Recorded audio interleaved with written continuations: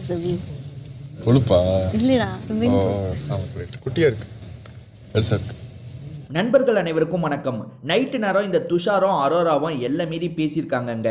நான் சொல்கிறதெல்லாம் நீங்கள் முழுசாக கேட்டுருங்க. அதுக்கப்புறம் ஸ்டார்டிங்கில் நான் சின்னதாக ஒரு வீடியோ கொடுத்துருக்கேன் பார்த்தீங்களா, அந்த வீடியோவை இன்னொன்று வாட்டி பாருங்கள். அவங்க என்ன பேசியிருக்காங்கன்றது உங்களுக்கு தெளிவாக புரிஞ்சிடும். ஆக்சுவலாக ரெண்டு பேருமே வெளியே உட்காந்து பேசிகிட்டு இருக்காங்க. கொஞ்சம் தள்ளி தான் பிரவீன் ராஜும் கலையரசனும் பேசிகிட்டு இருக்காங்க. அரோரா இருக்காங்க பார்த்தீங்களா, இவரோட ப்ரைவேட் பார்ட்டை பார்க்குறாங்க. அதாவது துஷாரோட ப்ரைவேட் பார்ட்டை ஒரு மாதிரி பார்த்துட்டு அவ்வே ஸ்விம்மிங் பூல் அப்படின்ற மாதிரி கேட்குறாங்க. ஸ்விம்மிங் பூல் எப்படி இருக்குன்ற மாதிரி கேட்குறாங்க. அவங்க இன்டைரக்டாக இவரோட ப்ரைவேட் பார்ட்டை பற்றி தான் கேட்குறாங்கன்றது அவருக்கே தெரிஞ்சிருது. துஷார் என்ன பண்ணுறாருனா என்ன கொழுப்பான்ற மாதிரி கேட்குறாரு. அதுக்கு இவங்க இருக்காங்கல்ல, நான் ஸ்விம்மிங் பூலை பற்றி கேட்டேன்டா அப்படின்ற மாதிரி அங்கே இருக்க ஸ்விம்மிங் பூலை காட்டுறாங்க.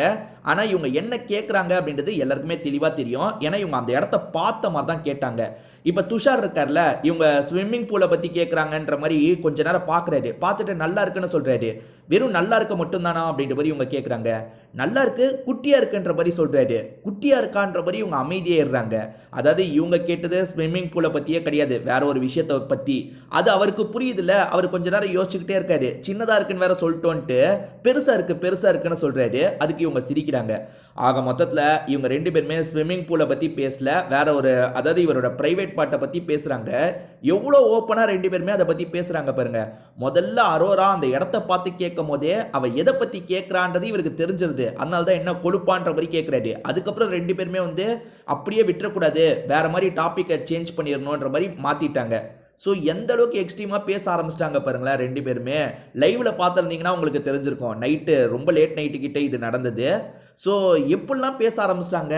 இனி வர நாட்கள் என்ன பண்ண போகிறாங்க தெரில. ஏன்னா எப்போவுமே இதுக்கு முன்னாடி நிறைய ஜோடி நடந்திருக்காங்க. அவங்களாம் எப்படின்னா ரொமான்டிக்காக பேசிப்பாங்க. ஆனால் இவங்க கொஞ்சம் ப்ரைவேட் பார்ட்டை பற்றிலாம் பேசுகிற லெவலுக்கு வந்துட்டாங்க.